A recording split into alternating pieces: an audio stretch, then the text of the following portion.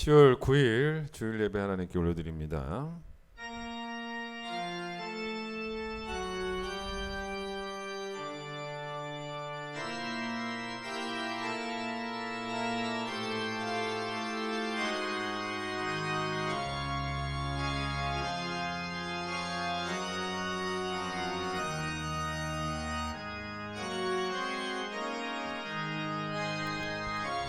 온 땅에 여호와께 즐거운 찬송을 부를지어다. 기쁨으로 여호와를 섬기며 노래하면서 그의 앞에 나아갈지어다. 감사함으로 그의 문에 들어가며 찬송함으로 그의 궁정에 들어가서 그에게 감사하며 그의 이름을 송축할지어다. 아멘.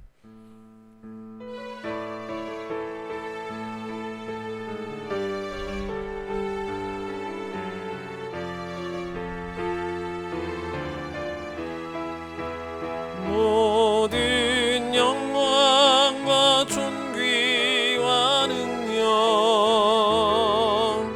받으소서 받으소서. 영광과 존귀와 능력 받으소서 받으소서. 그리스도 살아계신 하나님. 이 시간 우리의 죄를 고백합니다.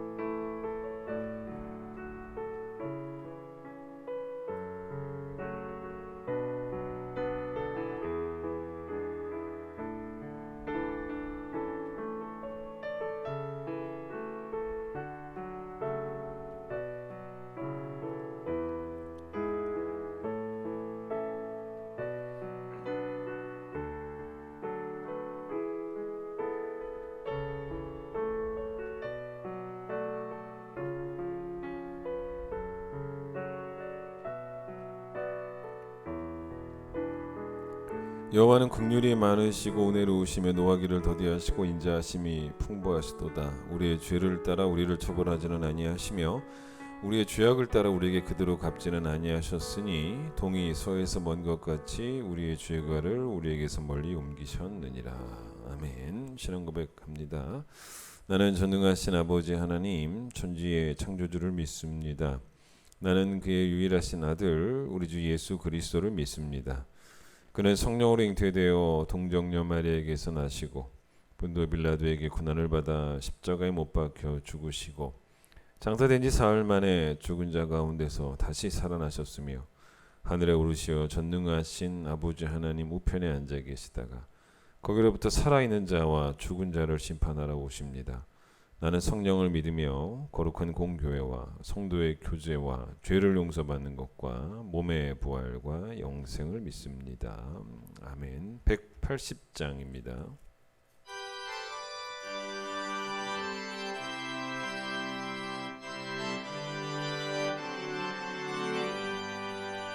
하나님의 나팔 소리 천지진동할 때에 예수 영광 중에 구름 타시고 천사들을 세계 만국 모든 곳에 보내어 구원받은 성도들을 모으리.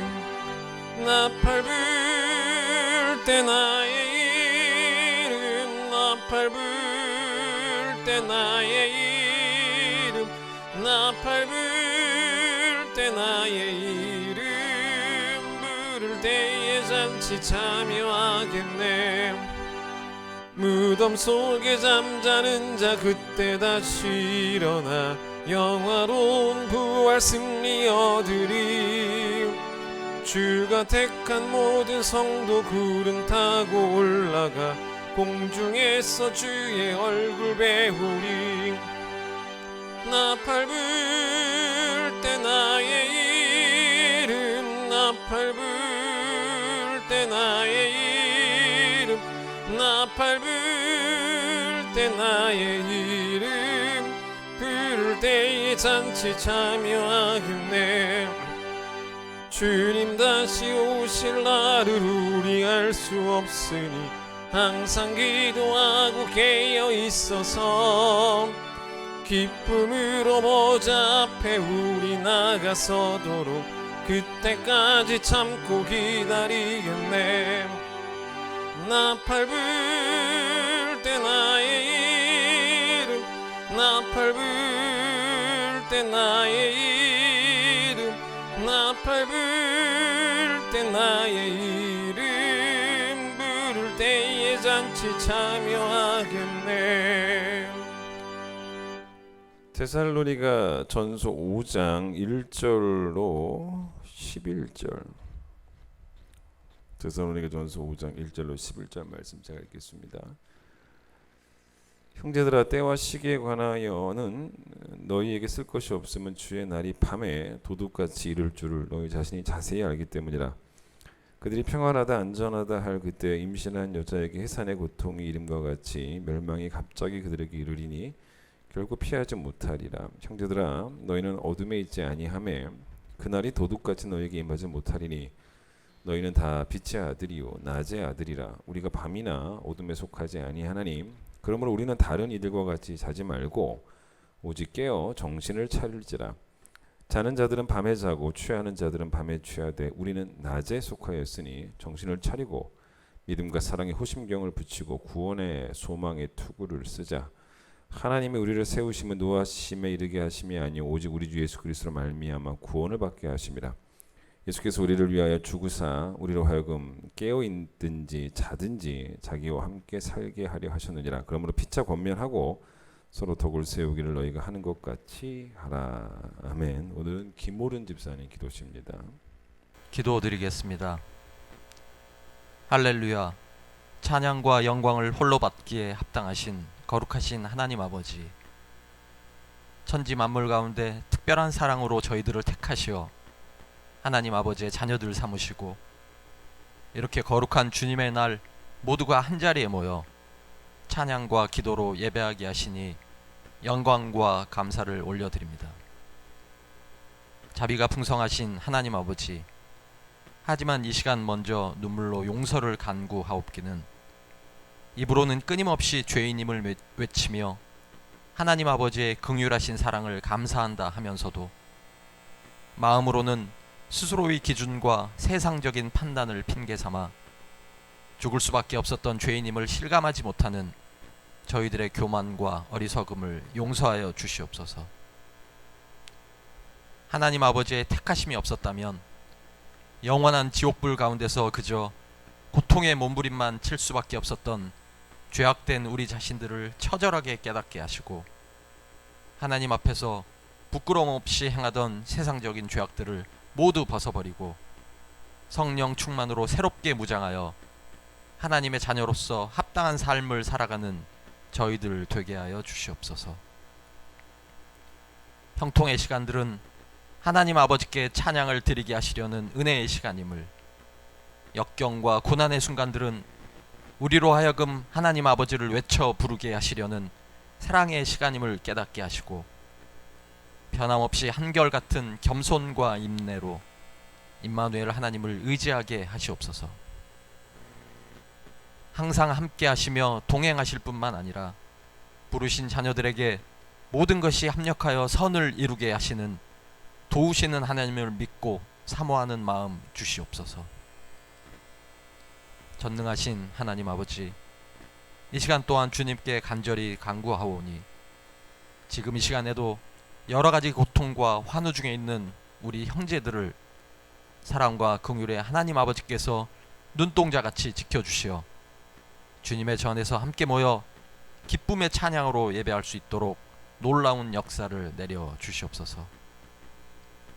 전능하신 하나님 아버지의 역사하심을 통해 그들뿐만 아니라 우리 모두에게 주어지는 고난과 어려움의 시간들은 모두 하나님 아버지의 섭리 안에 있는 복된 은혜의 과정들임을 깨닫게 하시고 우리가 붙잡고 계획하며 이루어 나가는 줄 알았던 우리의 모든 삶이 전적으로 하나님 아버지의 주권 안에 있음을 깨닫게 하는 소중한 깨달음의 시간들이 되게 하시어 매일매일의 일상들이 모두 하나님 아버지께서 베푸시는 기적과 은혜의 연속임을 감사하게 하시옵소서. 사랑과 긍휼의 하나님 아버지, 코로나로 인하여 오랫동안 멈췄던 대신방이 시작되었습니다. 성령님이 함께 하시는 그 은혜의 시간들을 통해 성도들 하나하나가 처한 모든 상황 중에 세심하게 역사하시는 하나님 아버지의 손길을 체험하게 하시고, 모든 성도들이 함께 같은 곳을 향하여 지금까지 걸어온 믿음의 걸음들을 변함없이 걸어나가는 소중한 격려의 시간들이 되게 하여 주시옵소서. 그를 위해 준비하고 수고하시는 목사님과 구역장들에게 힘과 지혜를 주시고, 온전한 주님의 말씀과 사랑만이 함께 할 수 있도록 성령님 인도하여 주시옵소서. 진리의 하나님 아버지, 주님의 계획하심으로 이 교화 지역에 세워진 우리 큰 기쁨 교회가 그 어떤 교회보다 더욱더 성령 충만한 부름받은 자들의 모임이 되게 하시어 고통받고 소외된 이웃들을 긍휼히 여기며 우리 주 예수 그리스도께서 우리에게 베푸시는 사랑과 긍휼을 세상의 모든 이웃들에게 흘려보내는 사랑의 공동체 되게 하여 주시옵소서.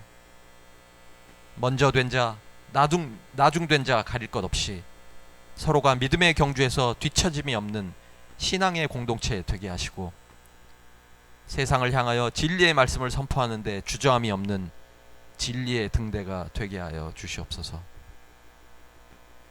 진리의 기둥과 터가 되는 교회의 가르침을 통해 소중한 우리의 자녀들이 어려서부터 하나님을 경외하며 언제나 주님의 말씀 안에 거하는 진정한 주님의 제자들로 자라나게 하시고, 이 땅에 하나님의 나라와 의를 이루어 나가는데 부족함이 없는 복음의 전도자로 자라나게 하여 주시옵소서. 그를 위해 기도하고 헌신하는 모든 교사들과 각자의 자리에서 묵묵히 순종하고 봉사하는 각 기관의 모든 동역자들, 말씀으로 양육함에 수고를 아끼지 않는 교역자들을 기억하여 주시고, 사랑과 충성으로 맡겨진 소명을 끝까지 감당하게 하시옵소서. 이 시간 이제 진리의 말씀 앞에 섭니다. 주님의 청직이 되신 목사님을 통하여 선포되는 진리의 말씀이 죄악된 심령들에겐 두려움의 채찍질이 되게 하시고, 성령 충만한 심령들에겐 새로운 격려와 사랑의 소리가 되게 하시옵소서. 담임 목사님과 그 가족들에게 평안함과 강건함을 허락하시어 주님이 맡기신 어린 양들을 이끌어 나가는데 부족함이 없도록 은혜 내려주시고, 거룩한 예배가 될 수 있도록 준비하고 수고하는 모든 손길들과 찬양대의 헌신과 섬김 위에도 은혜와 축복을 내려주시며 예배의 시종을 주님께서 주관하여 주시옵소서. 이 모든 간구 우리를 사랑하시고 항상 함께 하시는 우리 주 예수 그리스도의 이름으로 감사하며 기도드립니다. 아멘.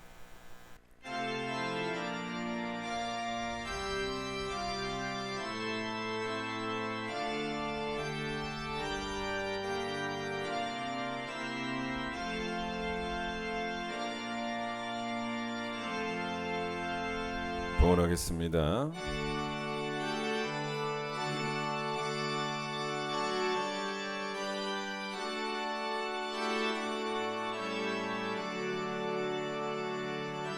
내게 있는 모든 것을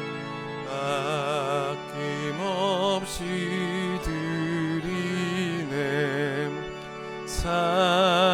사랑하고 의지하며 주만 따라 살리라.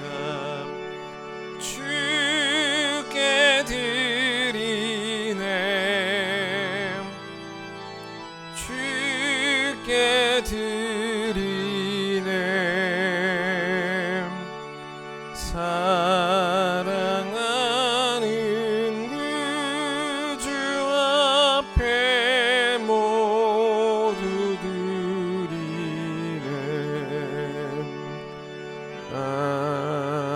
아멘. 귀한 주의 날입니다. 주님을 예배합니다. 특별히 상한 심령의 제사로 하나님께 예배하는 우리 모든 성도들이 될 수 있도록 축복해 주시기를 소망합니다. 우리 옷만 찢는 것이 아니라 우리의 가슴을 찢으며 여호와께로 돌아오는 것이 하나님을 향한 참된 예배임을 알게 하여 주시기를 간절히 소망합니다. 우리가 살면서 가장 복된 인생은, 가장 복된 가치는 복음임을 알게 하여 주셔서 내가 복음을 알게 된 것, 또 내가 복음을 믿게 된 것, 또 그래서 내가 복음을 위하여 오늘도 살아갈 수 있다는 것이 가장 큰 행복임을 아는 귀한 성도들 되게 하여 주시옵소서. 재물은 주님께서 우리에게 주신 것이기 때문에 우리의 소유가 아님을 고백하기에, 돈과 하나님을 동시에 섬길 수 없다는 것을 알기에 우리는 하나님께 재물을 드립니다. 또 우리의 거룩한 관심이 있는 곳에 우리의 물질을 또한 흘려보내기를 원합니다. 아름답게 사용되어질 수 있도록, 복되게 사용되어질 수 있도록, 사용되어지는 곳에 주의 이름이 높아질 수 있도록 축복해 주시기를 소망하며 예수님의 이름으로 기도드립니다. 아멘. 다음 주에 11시 예배 후에 재직회 있습니다. 3, 4분기 교회 수입과 지출을 보고하도록 하겠습니다. 대신방이 시작되었고요. 지난주 2구역 끝마쳤고 이제 돌아온 주 화목 3구역 대신방 하겠습니다. 기도로 준비하시기 바랍니다. 김원용 집사님 어머님이 소천하셔서 어제 장례 잘 끝마쳤습니다. 만나시면 하나님 위로 전해 주시기를 바랍니다. 찬양하겠습니다.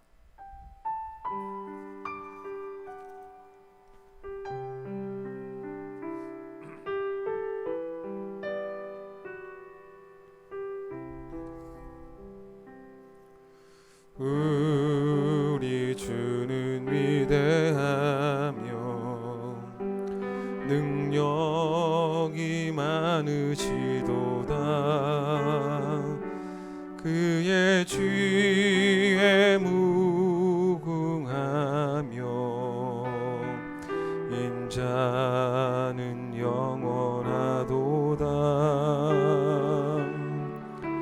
상한 자들 고치시며 상처를 싸매시도다. 별들의 수를 세시며 이름을 붙이셨도다. 그가 구름으로 하늘을 덮으시며 땅을 위하여 비 준비하시니 예루살렘아 여호와를 찬송할지어다. 내 하나님을 감사함으로 그 앞에 나가며 주 임재 앞에 경배해. 기독교 신앙은 마라나타, 아멘 주 예수여 어서 오시옵소서, 예수님의 재림을 기다리는 신앙입니다. 예수님의 재림은 가능성이 아니고 약속입니다. 다시 오시겠다는 약속이기 때문에 분명히 다시 오십니다. 따라서 우리의 신앙은 당연히 예수님의 그 재림을 기다릴 뿐만 아니라 동시에 예수님의 재림을 또 준비하는 신앙이어야 한다라고 성경은 말하죠. 세상 사람들은 예수님의 재림을 믿지 않습니다. 뭐 초림도 믿지 않는 사람들에게 이 재림을 믿겠습니까? 근데 우리는 예수님의 재림을 믿지만 이제 문제는 뭐냐면 믿지 않는 것처럼 행동을 해서가 문제가 되는 거죠. 즉 마음으로는 재림을 시인하지만 실제적으로 행위로는 재림을 부인하는 자가 우리들이 아닌가 고민해 볼 필요가 있다는 것입니다. 예수님이 언제 재림하셔서 우리의 구원을 완성하실지에 대한 정보는, 그 날에 대한 정보는 성경에 안 나옵니다. 예수님께서 마태복음 24장 36절에 뭐라고 말씀하셨냐? 그날과 그때는 아무도 모르나니 하늘의 천사들도 아들도 모르고, 예수님도 모르신다는 게 오직 하나님 아버지만 아시느니라, 이렇게 말씀하십니다. 그러니까 이 말씀은 아직 하나님이 그날을 결정하지 못하셨다라는 말이 아닙니다. 하나님의 시간표는 이미 다 나와 있어요. 하나님의 계획 계획하신 대로 하나님의 뜻대로 그 시간표대로 2000년 전에 초림이 있으셨고 예수님의 또 재림도 하나님의 시간표대로 딱딱딱 정확하게 이루어집니다. 예수 그리스도의 그 재림의 날이 언제인지 하나님이 이미 다 알고 계시지만 이제 그 날을 우리는 알 수도 없고 또 알 필요도 없다라고 말하죠. 그럼 이제 그 날을 구체화시키고 이제 그 날이 몇 날 며칠인지 몇 년 몇 날 며칠인지를 알려주는 그런 교회가 있다면 무조건 이단입니다. 또 지금 막 이 땅에서 막 일어나고 있는 뭐 어떤 사회적 현상들을 가지고 뭐 정치적 현상들을 가지고 뭐 자연적 현상들을 가지고 자꾸 그걸 성경과 연결시켜서 뭐 이런 것들이 주의 재림이 임박했다는 사인이다라고 막 가르치면서 그 징조를 읽어낼 수 있어야 된다라고 막 가르치면서 뭐 정확히 날짜를 그러면서 말해주는 데도 있고 뭐 그렇지 않더라도 대략 한 몇 년쯤 될 것 같다 뭐 이렇게 말하는 목회자들도 싹 다 이단입니다. 여러분 하나님만 아시고 성경도 심지어는 성경에 계시가 안 돼 있으니까 성경도 모르잖아요. 언제인지 성경도 모르고 천사도 모르고 아무도 모르고 하나님만 아신다는 그 날을 아는 자가 또 하나 있습니다. 누가 아냐면 유튜브가 압니다. 유튜브는 너무 잘 알아요. 여러분 그 유튜브에 그런 거 찾아 듣는 거 아주 위험한 겁니다. 유튜브가 얼마나 그 날을 잘 아는지요. 다 위험한 겁니다. 바울이 오늘 읽은 데살로니가전서 5장에서 주의 날이 1절에 도둑같이 이른다. 또 3절에서는 임신한 여인에게 해산의 고통이 이른 것처럼 이제 이른다. 그런데 주의 재림의 날을 언제다라고 그렇게 말하고 있는 사람들은 이 사람들이 인용하는 말씀 가운데 또 하나가 참 재미나게도 5장 3절이에요. 이걸 가지고 인용하는 경우들이 종종 있습니다. 왜 그러냐? 그러니까 참 성경을 자기 멋대로 해석하는 거죠. 임신한 여인의 해산한 날은 알 수가 있다는 거예요. 해산의 날은. 요즘으로 말하면 뭐 병원 가면 예상일을 다 알려주지 않습니까? 게다가 보세요. 해산하기 전에 사인도 있어요. 징조도 있습니다. 그러니까 딱 맞아떨어지는 이런 징조가 보이냐? 그러면 이제 그날이 며칠인지 우리가 알 수 있다. 이거 가지고 많이 이단들이 써먹어요. 5장 3절을 가지고. 이건 진짜 자기 멋대로 이 성경을 해석한 것입니다. 그런 사람들이 있는데 이 바울이 지금 3절에서 이건 그렇게 이용하는 게 아닙니다. 3절에서 임신한 여인에게 해산의 고통이 이른 것 같이라고 말한 이유가 있습니다. 끝에 보세요. 끝에 3절 끝에 보시면 뭐라고 나오냐면 결코 피하지 못한다 요거죠. 그러니까 아이를 이제 가지게 되면 뭐 유산을 하는 경우도 있지만 유산을 하지 않는 한 아이를 낳습니다. 해산의 날이 다가오죠. 근데 사실 그날은 여성에게는 사실은 고통의 날입니다. 하지만 아무리 고통의 날이라고 해도 또 피할 수도 없는 날이 바로 해산의 날이죠. 그러니까 바울은 피할 수 없다라는 그 특징만을 설명하기 위해서 해산의 날을 말한 것이지 이거를 뭐 너무 앞서가서 그 날짜를 알지 않냐 그런 말이 어디 있습니까? 그냥 해산의 날을 안다라고 접근하는 게 아니고 그걸 피할 수 없다라는 그 부분만 그 특징만 강조를 한 거죠. 자, 예수를 믿는 사람이든 믿지 않는 사람이든 간에 주님의 재림은 이 지구상에 온 인류에 있는 모든 사람에게 다 임합니다. 그런데 예수를 믿지 않는 사람들에게는 그날은 아주 비참한 날이죠. 처참한 심판의 날이고 예수를 믿는 자들에게는 영원한 생명을 얻는 구원의 날입니다. 그래서 여러분 3절에 잘 보시면 해산이 이름과 같이라고 말하지 않습니다. 뭐라고 말하냐면 해산의 고통이 이름과 같이라고 말을 하고 있으니까 이 말씀은 3절은 특별히 누구에게 해당되는 말씀이냐면 예수 안 믿는 사람들에게 해당되는 말씀이에요. 그러니까 그들에게는 그날이 심판의 날이니까 당연히 고통의 날입니다. 그러면 여러분 이 3절의 말씀을 만약에 우리한테 믿는 우리에게 적용시킨다면 딱 한 가지만 가지고 오면 돼요. 이 본문에서. 그게 뭡니까? 여인의 해산처럼 피할 수 없다. 우리에게도 임한다. 이것만 우리가 적용시키면 되는 것이지 이걸 가지고 뭐 날짜를 알고 다 쓸데없는 이야기입니다. 자, 그런데 만약 보세요. 그날이 우리가 살아있을 때 죽지 않고 살아있을 때 육신의 몸이 살아있을 때 임하면 우리는 살아서 그날을 만나는 거죠. 지금 여러분들 살아 계시지 않습니까? 오늘 이 시간 주님 모시면 우리 살아서 만나는 겁니다. 근데 설령 주님의 재림 전에 우리의 육신의 몸이 죽는다 할지라도 오늘까지 예수 믿다가 죽으신 분들 다 포함되는 거죠. 근데 예수 믿고 죽은 자는 어떻게 됩니까? 예수 믿고 죽었다면요, 주님의 재림의 날에 몸의 부활로 오늘 찬송했던 것처럼 영화롭게 변화되어서 주의 재림을 만나고 천국에 들어가게 됩니다. 근데 여러분, 이게 뭡니까? 주님의 재림 시에 살아 있었냐 아니면 죽어 있었냐는 예수를 믿는 자가 영화롭게 변화되어서 천국에 들어가는 일에 있어서 아무런 차이를 만들어내지 못합니다. 살아있든 죽어있든 이거예요. 근데 바울이 이 편지를 쓸 당시에 이거 읽어보시면 알아요.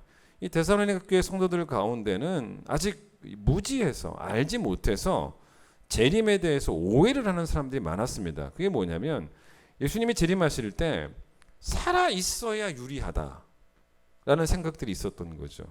어떤 사람들 가운데는 만약에 죽어 있으면 천국에 못 간다 이런 생각까지도 한 사람들도 있었던 거죠. 그러니까 이러한 무지를 깨우치기 위해서 바울은 이 글을 쓰면서 죽은 사람, 그러니까 육신이, 자, 제 표현을 들으셔야 돼요. 육신이 죽은 거죠. 육신이 죽은 자를 죽었다라고 말하지 않고 잔다라고 표현을 합니다. 4장 13절 보세요. 예수 믿고 죽은 자들을 잔다라고 합니다. 형제들아, 자는 자들에 관하여서는 이라고 말하죠. 14절 중간 보세요. 예수 안에서 자는 자들이라고 말합니다. 그렇죠? 그 다음에 15절 끝에도 자는 자라는 표현을 씁니다. 자, 그런데 15절에서 바울이 뭐라 그러냐면 15절 중간부터 보세요. 우리 살아남아 있는 자도 자는 자보다 결코 앞서지 못한다라는 말이 왜 있겠습니까? 살아있다고 자는 자보다 앞서지 못한다라는 말은 더 유리할 건 없다는 거예요. 그런 말이죠. 그러니까 이제 바울이 우리 살아 있는 자라고 말했을 때 바울이 이렇게 말한 이유는 자기가 주님 재림하실 때 살아 있을 거라는 걸 확신하는 말은 아닙니다. 바울은 이미 죽었지 않습니까? 이게 뭔 말이냐? 만약 우리가 살아 있다면으로 가면 돼요. 살아 있다면, 그래 살아 있다고 해도 먼저 죽은 자보다, 즉 자는 자보다 결코 유리하거나 또 좋은 위치에 있는 것은 아니라라는 말을 하고 싶었던 거죠. 자, 그런데 잘 보세요. 오늘 읽은 본문 5장에서도, 오늘 본문이 5장이죠. 잔다라는 표현을 쓰는데 이 5장에서 나오는 잔다, 1절부터 쭉 나오는 잔다라는 표현은 또 4장에서 말하는 잔다와는 좀 달라요. 그러니까 이 5장에서 나오는 잔다는 뭐냐면 영적으로 깨어있지 못하다. 살아 있어도 영적으로 깨어있지 못한다라는 것을 잔다라고도 표현한다는 거죠. 그래서 주님이 재림 언제 하실지 모르지만 늘 깨어있으라고 말하는데, 깨어있지 않은 사람들, 영적으로 어두운 상태, 깊은 죄에 빠져 있으면 그게 바로 영적으로 자는 상태죠. 좋은 게 아니죠, 이거는요. 그런 의미에서 6절 보세요. 6절에서 5장 6절, 우리는 다른 이들과 같이 자지 말고 깨어 정신을 차리고 있어야 된다라고 말을 합니다. 그렇게 쭉 얘기를 해요. 그런데 10절을 보시면 여기에 또 잔다라는 말이 나오는데, 여러분 이걸 쭉 우리가 지금 4장 13절부터 읽어보진 않았지만 자세히 4장 13절부터 5장 11절까지 자세히 한번 읽어보시면 10절에서 말하는 자든지 깨어있든지라는 말이 뭔지를 알게 돼요. 여러분 10절에 나오는 말씀, 우리로 하여금 깨어있든지 자든지 자기와 함께 살게 하려 하셨다, 이렇게 나오지 않습니까? 그러니까 이게 뭐겠습니까? 여러분 10절에서 말하는 깨어있든지 자든지는 뭐냐면 이거는 영적으로 자든지 영적으로 깨든지가 아니에요. 그게 아니고 주님 재림하셨을 때 우리의 육신의 생명이 살아있던지 아니면 죽었던지예요. 이건 그겁니다. 그럼 여러분 육신의 생명이 죽어 있는 것을 4장에서 뭐라고 표현했습니까? 잔다라고 표현했죠. 그럼 안 죽어 있으면 뭡니까? 깨어 있는 거죠. 그거예요. 그런 의미에서 깨어 있든지 자든지 상관없이 영화롭게 변화되어 천국에 간다라는 그런 말씀이죠. 정확하게 이해가 되셨죠? 자, 지금까지 이야기를 한번 정리해 보면 주님의 재림이 언제일지는 절대 알 수 없고 또 알 필요도 없습니다. 그런데 그날까지 육신의 생명이 살아 있다면, 즉 육적으로도 깨어 있다면 영적으로도 계속 깨어 있어야 되는 거고, 만약 주님의 재림 전에 육적으로 죽는다면, 즉 육적으로 잠자는 자가 된다면, 성도라면 육적으로 죽는 마지막 순간까지도, 마지막 그날까지도 영적으로는 깨어 있어야 된단 말이죠. 그런 이야기입니다. 이게 이제 4장 13절부터 5장 11절까지의 말씀이라고 보시면 돼요. 자, 그런데 영적으로 깨어 있는 것은 이제 거룩하게 산다는, 제가 앞으로도 설명하겠지만 거룩하게 사는 것이 영적으로 깨어 있는 것인데, 근데 만약 우리가 보세요, 예수를 믿는 사람임에도 불구하고 예수님이 재림하실 때 영적으로 잠이 들어 있으면, 계속 죄에 빠져 있으면 지옥에 가나? 그렇습니까? 또 그렇지는 않다는 거죠. 그게 기독교의 교리는 아닙니다. 차라리 그게 기독교의 교리면 가르치는 저나 듣는 여러분들이나 명쾌해져요. 어떤 의미에서는. 근데 우리가 모두가 만약 영적으로 깨어 있어야지만 천국에 들어갈 수 있다면, 사실 그렇게 따지면 또 100% 깨끗하고 100% 거룩하고 100% 깨어 있는 일에 성공할 수 있는 사람은 또 우리 가운데 아무도 없으니까 또 아무도 못 들어가는 거예요. 그러니까 우리는 분명히 이 땅에서의 마지막 순간까지도 죄인인 건 분명한 사실입니다. 그래서 제가 이번에 특세 때 여러분에게 예를 든 게 하나 있습니다. 다시 한번 예를 들면, 부모가 어떻게 되냐는 거예요. 부모는 여러분 아이를 낳으면 자연스럽게 부모가 됩니다. 그런 자격을 얻습니다. 그 신분은 절대로 바뀌지는 않습니다. 그런데 여러분 대부분의 부모가 어떻습니까? 내가 부모가 되었다, 부모라는 신분을 얻었다, 이거로 끝나는 사람 별로 많지 않아요. 그 다음에 뭐가 자연스럽게 따라 나오냐면, 부모다운 부모가 되려고 너무 애를 써요. 자녀들에게 좋은 부모 되려고. 우리 교회도 그런 부모들 얼마나 많습니까? 물론 세상에 보면 그렇지 않은 부모도 있지만, 대부분의 부모들은 자녀에게 좋은 부모가 되고자 노력하고 애쓰고, 즉 부모가 되는 걸 꿈꾸는 게 아니라 부모다움을 꿈꾸게 되는 거죠.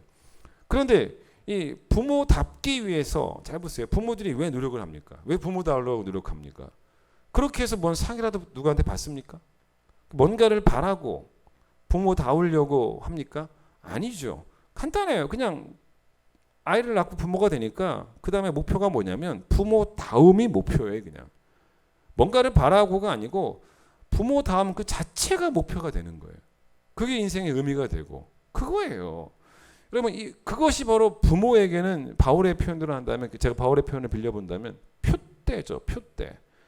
표대를 향해 부모는 달려갑니다. 부모다움이라고 하는 표대를 향해서. 자, 바울이 표대를 향해 달려간다라고 했지 표대에 이르러야지만 구원을 받는다라고 말하지 않습니다. 그래서 바울이 말한 이 빌립보에서 말한 표대 중 하나가 뭐냐면, 주님 재림하실 때까지 영적으로 깨어 있는 거예요. 표대를 향하여 달려간다는 것은 평생의 목표라는 것이죠. 영적으로 깨어 있어야 천국 간다가 아니고, 영적으로 깨어 있음이 천국 백성 다움이다라고 접근을 하는 겁니다. 그래서 여러분 제가 여러분이 바라는 거는 부모답기를 바라는 그 바람들만 있으면 되겠냐는 거예요. 지난주 제가 말씀 잠깐 드렸지만, 여러분 부모답기를 바라는 그 간절함보다 훨씬 더 중요한 간절함은 천국 백성답기를 원하는 그 간절함. 즉 우리에게 부모다움보다 더 중요한 게 있다면 하나님의 자녀다움이라는 거죠. 그게 바로 이 얘기예요. 일단 여러분 5장에서 이 5장에서 말하는 사람의 부류는 두 부류인데, 이거는 명확해요. 어떤 부류냐면 신자와 불신자입니다. 불신자들은 재림을 믿지 않습니다. 그런 이 사람들은 당연히 영적으로 깨어 있는 게 뭔지도 모르고 관심도 없고. 그래서 6절 보세요. 6절에서 말하는 볼까요? 그러므로 우리는 다른 이들과 같이라고 말할 때, 이 다른 이들은 불신자예요. 예수 안 믿는 사람들 말합니다. 재림을 안 믿는 사람들입니다. 그런데 여러분 신자들 가운데도 영적으로 만약에 깨어있지 않고 잠이 든 자가 만약에 한 명도 없다면, 바울이 6절에서 뭐라고 말하겠습니까? 그러므로 우리는 다른 이들과 같이 자지 말고 늘 깨어 정신을 차리고 있습니다. 그런 사람들입니다. 라고 말하겠지만 바울은 그렇게 말하지 않습니다. 깨어 있으라라고 말하죠. 그러니까 신자들에게 제발 안 믿는 저 불신자들처럼, 재림이 없는 사람들처럼 행동하지 말라라고 말을 하고 있다는 거죠. 그러면서 바울이 뭐라고 말하냐면, 우리는 신분 자체가 바뀌었다는 겁니다. 이 바뀐 신분은 뺏기지 않습니다. 그래서 그걸 뭐라고 말하냐면 5절 보세요. 우리의 신분은 택한 주의 백성들의 신분은 뭐냐면 5절 빛의 아들이죠.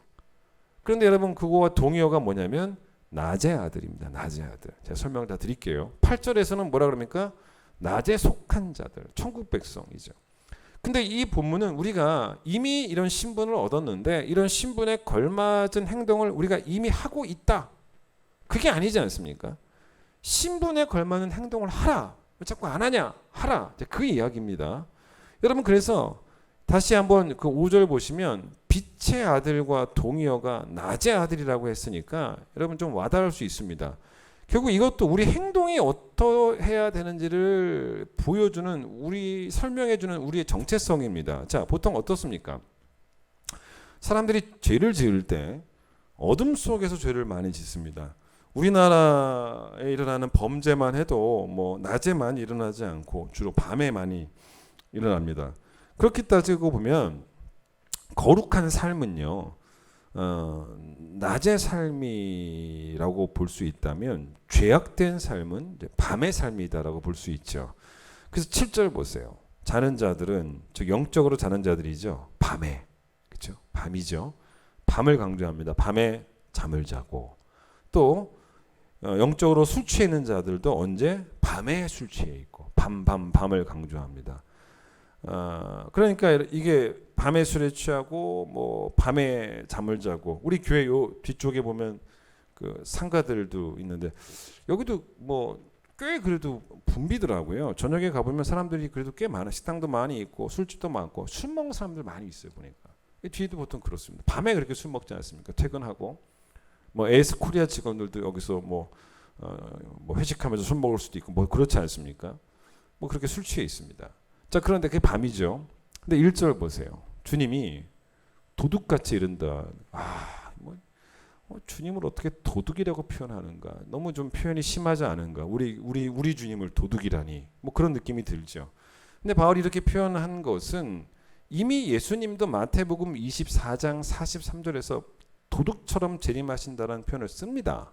자, 그런데 이 도둑처럼이라는 말도 5장 1절에 도둑처럼 5장 2절에 도둑처럼이라고 하는 이 말씀도 필요한 의미만 취하면 돼요. 예수님이 도둑처럼 훔치러 오시겠습니까? 훔치러 오시는 게 아니지 않습니까? 우리 삶을 풍성케 하러 오시는 분인데. 그래서 여러분 이 도둑처럼 오신다는 말은 예고 없이 불시에 오신다는 딱 그 한마디입니다. 그 의미만 취하면 돼요. 자, 그런데 보세요. 도둑이 왔을 때 아무런 준비를 하고 있지 않고 만나면 말 그대로 불시에 습격을 당하는 겁니다. 그러면 여러분 이 불시에 습격을 당하지 않아야죠. 그 불시에 습격을 당하지 않는 방법이 있죠. 어떻게 하면 됩니까? 어떻게 해서든지 도둑이 침입하는 날짜를 알아내면 불가능하잖아요. 도둑이 여러분 카톡 보내고 침입하지 않습니다. 오늘 들어가겠습니다. 그러지 않는다는 거예요. 우리는 그날을 알 수가 없습니다. 그런 친절한 도둑은 세상에 없습니다. 자, 그러면 어떻게 하면 도둑의 침입을 놀라지 않고 만날 수 있는가? 그 날짜를 몰라도 간단해요. 어떻게 하면 됩니까? 안 자면 돼요. 그 얘기예요. 안 자면 된다는 겁니다. 그러면 도둑이 낮에 오든 뭐 밤에 오든 아무런 문제가 안 생겨요. 도둑이 설령 밤에 온다 할지라도요. 내가 집안에 불을 환하게 켜놓고 있으면 그게 뭡니까? 세상은 다 밤이에요. 옆집도 밤입니다. 잘 자고 있어요. 그러나 내가 있는 곳은 적어도 낮이에요. 그러니 도둑이 그때 와도 놀랄 이유가 없다는 거죠. 자, 주님이 언제 오시는지 우리가 모르니까 뭐 그날을 이제 물어보는 거는 좀 신뢰가 갖고 한 가지만 좀 더 물어볼 수는 없냐는 거예요. 그거는 내가 안 물어보겠다는 겁니다. 그러면 밤에 오십니까? 낮에 오십니까? 여러분, 난 12시에 오실까요? 밤 12시에 오실까요? 들은 척도 하지 마세요. 제 질문을. 여러분, 예수님이 재림하실 때 밤에 오실까? 낮에 오실까? 이 대답할 필요도 없습니다.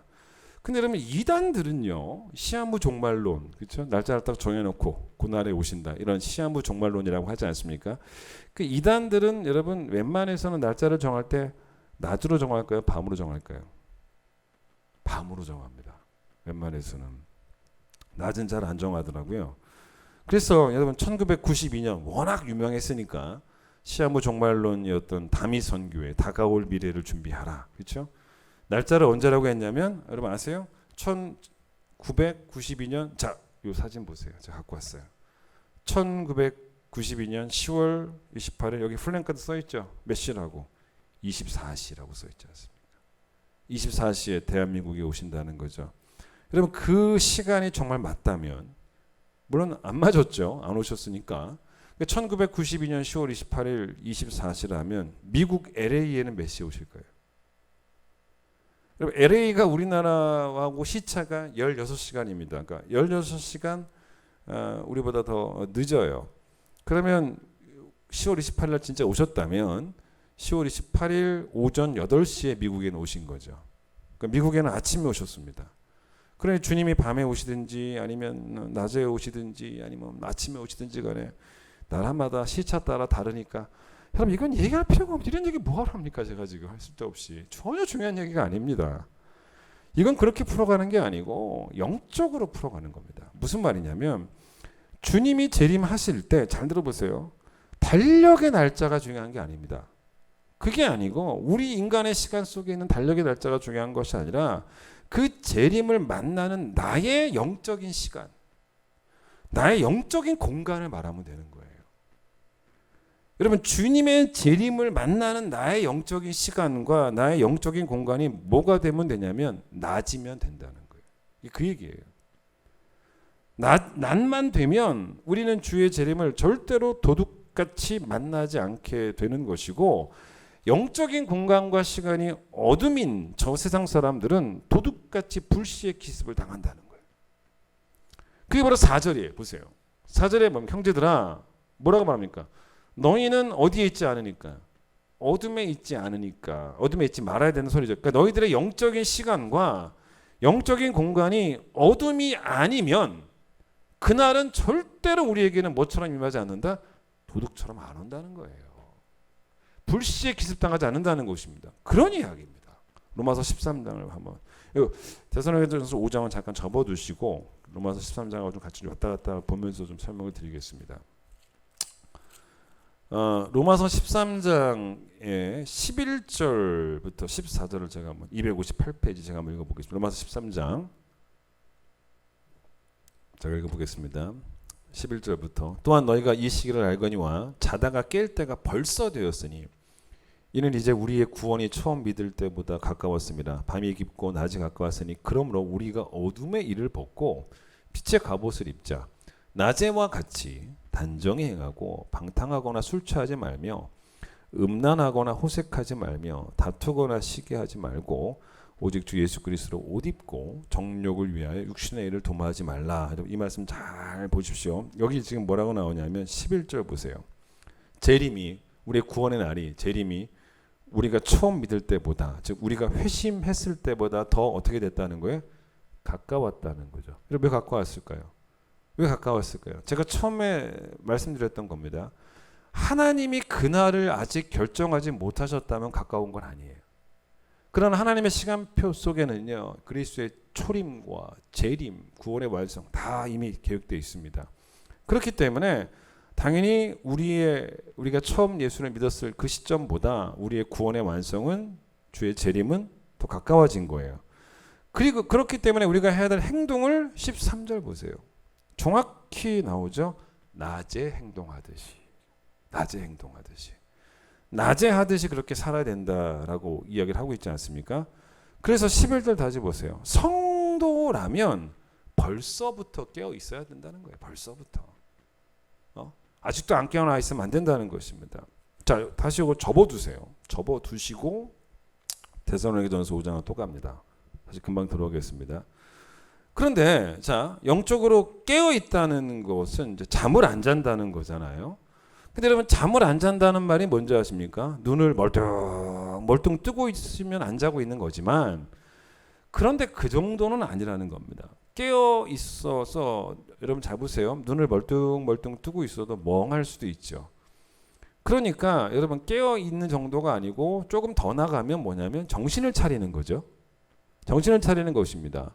그러니까 여러분 정신을 차리는 거는 눈을 멀뚱멀뚱 뜨고 있는 것보다 조금 더 나은 상태죠. 자, 그런데 여러분 그래서 뭐라고 말하냐면 6절 보세요. 6절. 그러므로 우리는 다른 일과 같이 자지 말고 오직 뭐하고 깨어 있고 그다음에 뭐라 그래요? 정신을 차리라라고 그렇게 말을 합니다. 근데 여러분 8절 보면 또 나와요. 잘 보세요. 우리는 낮에 속하였으니 정신을 차려야 된다. 정신을 차려야 된다라는 말을 또 합니다. 자, 이 정신을 차린다는 말 뒤에 나온 말을 보세요. 그다음 뭐라고 말하냐면 정신을 차리고 난 다음에 믿음과 사랑의 호심경을 붙이고 구원의 소망의 투구를 써야 된다 라는 말까지 보셔야 된다는 것입니다. 자, 이게 뭐냐는 거죠. 정신을 차리고 난 다음에 여러분 이 뭘 입으라는 거예요? 갑옷을 입으라는 거예요. 갑옷을. 호심경은 가슴을 보호하는 목적이고 투구는 당연히 머리를 보호하는 용도입니다. 자, 이게 뭔지를 이해하시려면 저는 뭐 쉽게 이해가 됩니다. 저희 집 상황도 그래요. 아침마다 애들 깨우죠. 주로 저희 아내가 깨웁니다. 아내가 깨우면 거실에서 애들한테 얘들아, 은혁아, 예지야 일어나 그래요. 그럼 우리 애들은 그 소리를 듣자마자 다 일어나서 자기 일을 척척척척척 잘하는 그런 애들이 절대로 아닙니다. 그렇다고 또 뭐 애들이 자기들이 또 알람을 딱 맞춰놓고 알아서 깨고 뭐 그러지 엄마가 깨워주지 않습니까? 그냥 엄마가 이제 일어나라 했는데 애들이 안 일어나요. 그럼 엄마가 조금 소리가 높아지겠죠. 얘들아 빨리 일어나 그런단 말이에요. 주방에서 엄마한테 일을 하면서 그럼 그때 이제 저희 만약에 저 예지가 일어났다. 근데 얘가 일어났다는 거는 일단 깼다는 거죠. 근데 이제 깨고 이 아이가 눈을 떴는데 아직 좀 멍해요. 예를 든다면 조금 더 얘가 힘을 써서 멍한 상태를 이제 벗어나면 정신을 차린 거죠. 침대에 누워 있지만 정신은 차렸어요. 그 엄마가 예지야 일어났어. 그럼 뭐라 그러겠어요? 나 정신 차렸어. 그렇게 말은 하겠죠. 정신을 차린 것입니다. 그게 끝이 아니잖아요. 일어나야죠. 학교 갈 준비를 하기 위해서 옷을 입어야죠. 가방을 매야죠. 그리고 나가야죠. 이게 정신 차린 것의 완성이죠. 사실은. 여러분 이 본문의 이야기는 바로 그런 거예요. 재림을 준비하는 우리의 삶은 잠을 자는 게 아니라 깨어있는 것이다. 맞아요. 그러나 더 정확한 표현은 뭐냐면 잠을 자는 것이 아니라 전쟁을 하고 있는 것이라는 거예요. 전쟁을 해야 된다는 것입니다. 이걸 이 본문에서도 그렇게 말하고 있지만 다시 로마서 13장으로 갑니다. 그럼 로마서 13장에서 한번 확인해 보죠. 11절 보죠. 다시 보세요. 구원이 가까웠죠. 13절. 낮에와 같이 행동하지 말아야 돼. 낮에와 같이 행동을 해야 된다. 이렇게 말하죠. 12절 보세요. 그러므로 자, 우리가 뭘 벗고 어둠의 일을 벗으라고 합니다. 어둠의 일을 벗으라 합니다. 여러분 그럼 반대가 뭡니까? 우리가 낮의 아들이죠. 빛의 아들입니다. 그럼 어떻게 표현하면 자연스럽냐면 어둠의 이게 흐름상 보세요. 어둠의 일을 벗고 뭘 입어요? 빛의 일을 입자. 그렇게 하면 돼요. 그런데 여러분 어둠의 일을 벗는 건 전쟁이에요. 전쟁. 치열하게 싸워야지만 비로소 벗을 수 있는 게 어둠의 일입니다. 우리의 죄성은 이걸 벗는 게 쉽지가 않아요. 그래서 거기 뭐라고 나옵니까? 13절에 여러분 잘 보세요. 어둠의 일 몇 가지 목록이 쭉 나오죠. 자 보세요. 방탕하죠. 술 취하죠. 음란하죠. 호색하죠. 다투죠. 시기하죠. 물어봅시다. 여러분 이것들 가운데 이 몇 가지가 쭉 나왔는데 여기 나오는 목록 중에 나는 한 개도 해당되는 게 없다라고 하는 분 우리 가운데 아무도 없습니다. 아무도 없어요. 그러니 성경은 뭐라고 말합니까? 이거는 어둠의 일을 벗는 거는 싸움이라는 거예요. 그래서 다시 보세요. 12절. 밤이 깊고 낮이 가까웠으니 그러므로 우리가 어둠의 일을 벗고 뭘 입자? 빛의 갑옷을 입자. 싸워야 된다. 갑옷을 입자라고 말하고 있습니다. 존 맥스웰이라고 하는 그 리더십에 관한 글을 쓴 분이 계신데 이분이 책에서 어떤 글을 썼냐면 자기가 하는 일마다 시비를 걸어오는 아주 거추장스러운 사람이 있었다는 거죠. 뭘 하려고 하면 자꾸 나타나서 자기 발목을 잡고 막 속을 뒤집어 엎고 아주 몹쓸 인간이 있었다는 것입니다. 원수 같은 놈이죠. 그래서 늘 막 이를 갈고 있는데 어느 날 보니까 그 원수 같은 놈이 모자를 탁 깊이 눌러 쓰고 홀로 저절로 길을 가고 있더라는 거예요. 이때다 싶어가지고 가서 모자를 탁 벗기고 주먹으로 탁 치려고 하는 순간 놀랬다는 거죠. 그 사람이 누군지 아십니까? 바로 자기 자신이더라는 거예요. 나 자신이더라는 거예요. 의미 있는 이야기죠. 이 얘기가 누구 이야기인지 아십니까? 바울 이야기입니다. 바울이 로마서 7장 24절 맨 끝에 오라 나는 곤고한 사람이로다. 나는 비참한 사람입니다. 자기 자신을 무척 비참하게 여기는데 왜 그러냐면 자기 자신과의 싸움에서 져서 비참하다. 내가 선을 행하려고 다짐했는데 그 다짐을 이루지 못하고 결국 악을 행하는 그런 자기 자신을 너무 비참하게 보았던 여러분 재림을 준비하는 삶, 깨어있는 삶은 싸우는 삶인데 이 싸움의 상대가 누굽니까? 당연히 사탄입니다. 그래서 에베소서 6장에서는 전신갑주를 입어라 라고 말할 때 바울이 싸움의 상대를 누구라고 구체화시키냐면 악의 영들, 하늘에 있는 악의 영들이라고 구체화시킵니다. 그런데 로마서 7장에서는 싸움의 상대가 자기 자신이라고 말해요. 뭐 이게 안 맞죠? 근데 이게 앞뒤가 안 맞는 게 사실은 아니에요. 이게 맞는 이야기입니다. 자, 최초의 인류 아담과 하와를 한번 생각해 보십시오. 선악과를 먹습니다. 뱀에게 진 거죠. 뱀의 유혹에 넘어가고 뱀과의 싸움에서 진 겁니다. 근데 사실 이 사람들은요 싸울 마음도 없었어요. 뱀이 보세요. 이 선악과를 먹으면 하나님처럼 된다라고 했을 때 하나님처럼 되는 일에 전혀 관심이 없었다면 그 이야기가 귀에 들어오지도 않는데 너무 거기에 관심이 많았기 때문에 귀가 솔깃합니다. 여러분 이런 예를 한번 들어볼까요? 일산 파주 뭐 우리 동네니까 가보시면은 보통 교차로에 가면 현수막들이 걸려 있습니다. 근데 뭐 옛날에는 막 현수막 아무데나 막 걸었잖아요. 근데 요즘은 그러면 큰일 나죠. 다 벌금 내죠. 그래서 현수막도 돈 내고 걸어야 되고 딱 정해진 곳에만 그렇죠? 정해진 사이즈로 딱 걸어야지. 다 똑같은 게 걸려 있습니다. 사이즈가 다 똑같이. 예, 보기 좋죠. 그래도 다행스럽게. 근데 여러분 사실 그렇게 현수막이 걸려 있어도요. 차를 타고 이렇게 여러분 지나가다 보면 운전하다 보면 현수막이 눈에 들어옵니까? 잘 안 들어와요. 사실 뭐 거기 뭐가 있는지 썩 관심은 없습니다. 저도 그래요 사실. 그런데 제가 이제 운전하고 가다가 가끔 제 눈에 확 띄는 항상 띄는 걸려 있을 때마다 매일 걸려 있지는 않습니다. 근데 걸려 있을 때마다 눈에 확 띄는 현수막이 하나 있습니다. 디자인적으로 예쁘지도 않습니다. 뭐 글자만 떡하니 써 있고 아주 뭐 색깔도 별로 안 좋아요. 화려하지도 않습니다. 별로예요. 근데 눈에 확 뜨는 현수막이 하나 있습니다. 그게 뭔지 아세요? 갓디엘 드론입니다. 예, 여러분 모르는 분도 계시겠지만 우리 교회 이원희 집사님이라고 계시는데 그분 사업체예요. 드론 교육하는 사업체인데 그거 이제 종종 광고로 걸어 놓으세요.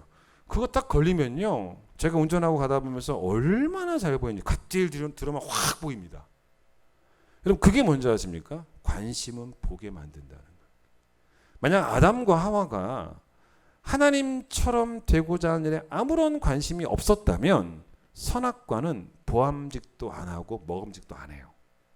관심이 있으니까 보암직하고 먹음직했던 그게 눈에 들어온 겁니다. 그래서 여러분 잘 보세요. 그래서 뱀의 유혹이 먹힌 거예요. 그럼 그 원인은 뱀이 아니에요 사실은. 아담과 하와죠. 야고보서 1장 14절 사람이 시험 받는 거는 뭐라 그럽니까? 유혹을 받는 것은 뱀의 유혹이라고 말하지 않아요. 사탄의 유혹이라고 말하지 않고 자기 욕심에 끌려 미혹됩니다. 내 안에 보세요. 거룩한 관심만 있다면 우리는 절대로 죄를 안 짓습니다. 근데 우리 안에 뭐가 있습니까? 삐뚤어진 관심들이 너무 많아요. 삐뚤어진 관심들이. 마귀가 유혹을 하고 싸움을 걸어와도 우리 안에 만약에 거룩한 관심만 있다면 무조건 이깁니다. 그러나 야고보의 표현대로 우리 안에 자기 욕심이 있고 삐뚤어진 관심이 있으니까 마귀의 유혹이 꽤 자주 성공을 거두는 겁니다. 여러분 그래서 로마서 13장의 표현대로 한다면 여러분에게 방탕함에 대한 관심이 없을까요? 있어요. 술 취함에 대한 음란과 호색에 대한 관심이 없을까요? 있어요. 다툼에 대한 관심 있습니다. 시기에 대한 관심 있어요. 아직 살아 있어요. 그래서 영적으로 패배하고 영적으로 잠드는 거예요.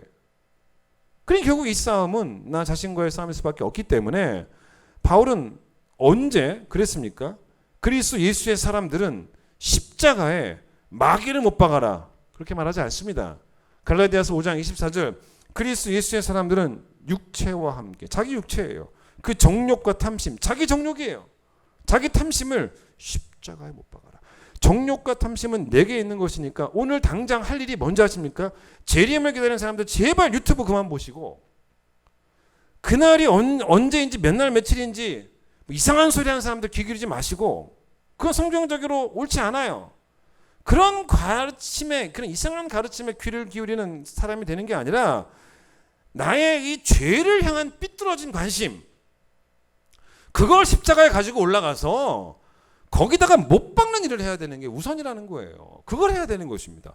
언제 여러분 성경에 주의 재림의 날이 가까우면 가까울수록 더 감사하고 더 기도하고 더 기뻐하라. 그래서 우리가 그날을 알아야지만 더 할 수 있습니까? 여러분 그날이 언제인지 알면 알수록 우리가 오늘부터 시작해서 그날을 알았으니까 오늘부터 내가 더 기도하고 더 감사하고 더 기뻐하고 그러라고 성경이 말합니까? 아니에요. 성경은 뭐라 그럽니까? 항상 기뻐하라.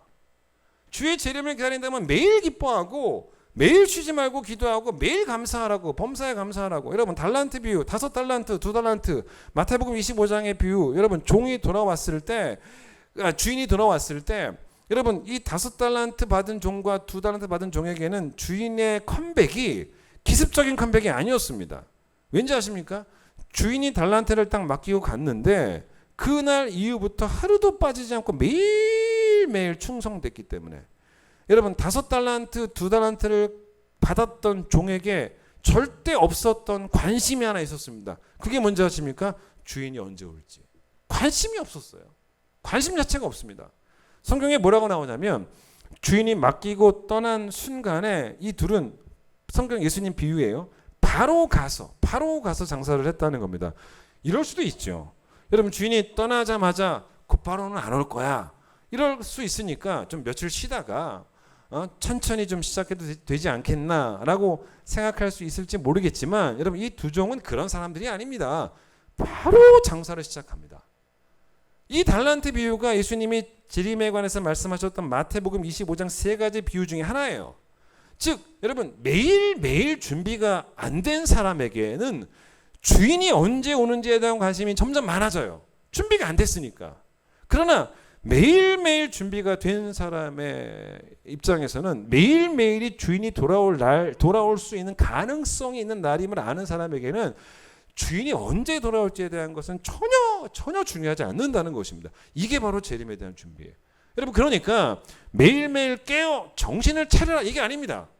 매일매일 깨어서 싸워야 된다는 거예요. 싸워 이기는 사람이 되셔야 된다는 것입니다. 어쩌면 이럴 수도 있어요. 원래 여러분 사람이란 이 싸우고 있으면 시간 가는 줄 모릅니다. 여러분 뭐 혹시라도 뭐 어린 시절에 친구랑 막 쥐어받고 싸우면서 왜 이렇게 시간이 안 가나 그런 적 없지 않습니까? 프로야구 저는 뭐 프로야구 좋아하는 편입니다. 프로야구를 보게 되면은 그 선수들이 9회까지 보통 경기를 하지 않습니까? 근데 9회까지도 점수가 이제 계속 동점이고 그러면요 승부를 봐야 되잖아요. 승부를 봐야 되면 우리나라 프로야구는 끝없이 하지는 않습니다.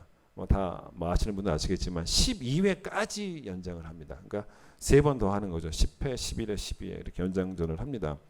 근데 이제 12회 이상까지는 안 해요. 그러니까 12회까지도 계속 동점이면 그냥 무승부로 끝나는 겁니다. 근데 여러분 그렇게 12회까지 하는 경기를 보잖아요. 그럼 시간이 막 6시간 막 그렇게 걸려요.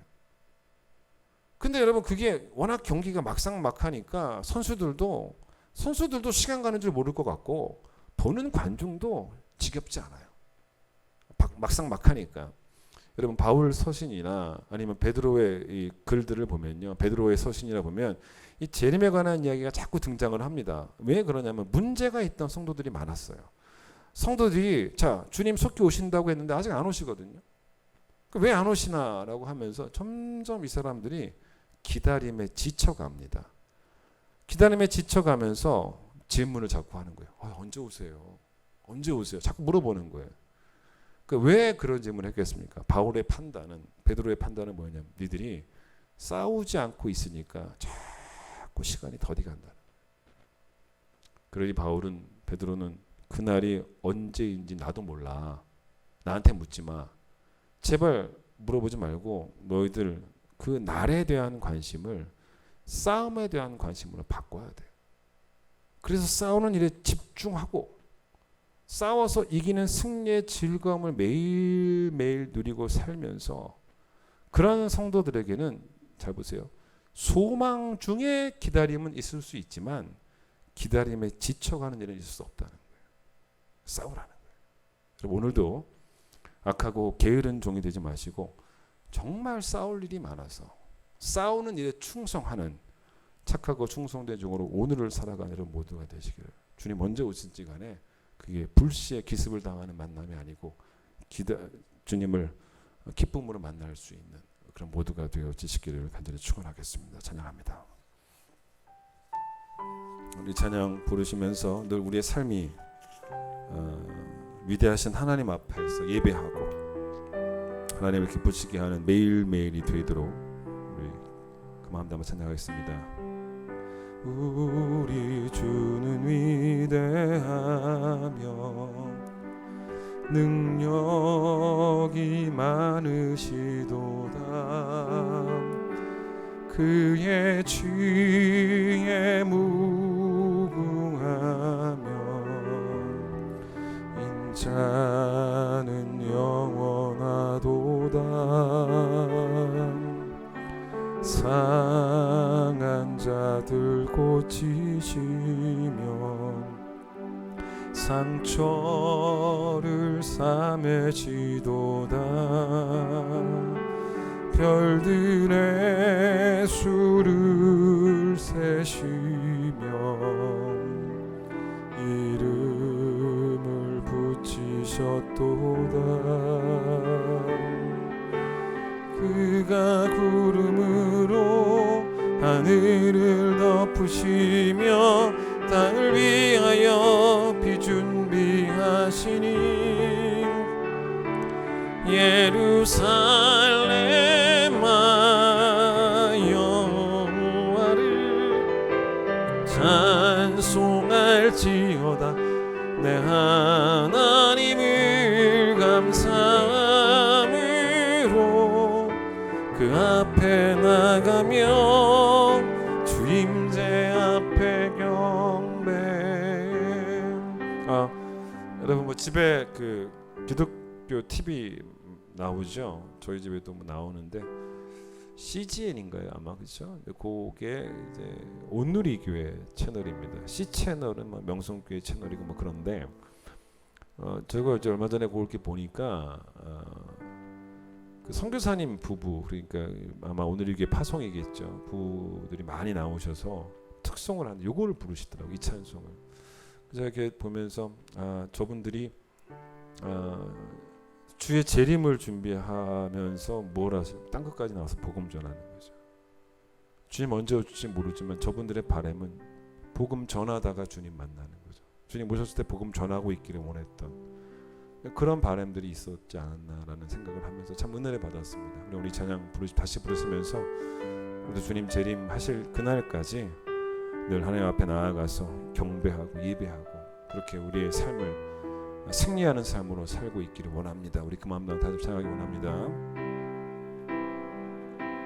우리 주는 위대하며 능력이 많으시도다.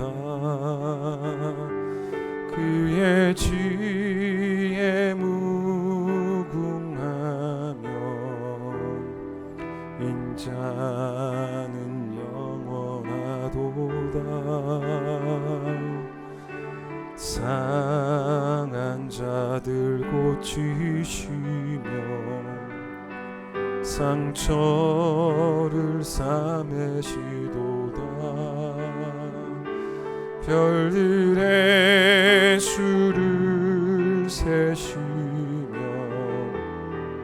이름을 붙이셨도다. 그가 구름으로 하늘을 덮으시며 땅을 위하여 그 준비하시니 예루살렘아 여호와를 찬송할지어다. 내 하나님을 감사함으로 그 앞에 나가면 주 임재 앞에 경배.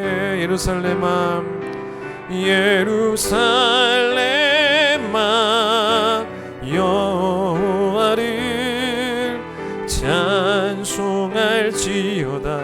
내 하나님을 감사함으로 그 앞에 나가며 주 임재 앞에 예루살렘아 예루살렘아 여호와를 찬송할지어다. 내 하나님을 감사함으로 그 앞에 나가며 주 임재 앞에 마지막 고백합니다. 예루살렘아 예루살렘아 여호와를 찬송할지어다. 내 하나님을 감사함으로 그 앞에 나가며 주 임재 앞에 경배. 주의 재림의 날이 언제인지 우리가 알 수도 없고 또 알 필요도 없음을 이 시간 우리가 배웠습니다. 우리가 살아가는 오늘의 영적인 공간과 영적인 시간이 낮이 되기만 한다면 우리는 주의 재림을 도둑처럼 만날 이유가 없다는 것입니다. 오늘 주신 말씀을 잘 기억하게 해주시고 깨어 정신을 차리고 하나님께서 원하시는 전신갑주를 입고 치열하게 싸우는 성도들 되게 하여 주시옵소서. 싸우지 않으니 우리는 엉뚱한 것에 관심을 가지게 되어집니다. 싸운다면 싸우는 일에만 관심을 가지게 되어지고 그 관심을 가지고 최선을 다해 하루를 살다 보면 또 주의 재림의 때를 만나게 되기도 하는 것이라고 우리는 알고 있고 배우게 되었습니다. 우리 귀한 주의 성도분을 주신 말씀을 잘 기억하며 주의 재림을 성경대로 기다리는, 성경적으로 주의 재림을 바라볼 수 있는 믿음의 성도들이 되어질 수 있도록 오늘의 가르침이 우리의 마음속에, 우리의 머리에, 우리의 삶에 잘 새겨질 수 있도록 하나님께서 우리 성도들을 축복하여 주시옵소서. 이제 예수님 놀라우신 은혜와 하나님의 그 크신 사랑과 성령의 역사하심이 오늘 주의 말씀 앞에 선 모든 성도들 위해 함께 해주시기를 간절히 축원하옵나이다. 아멘.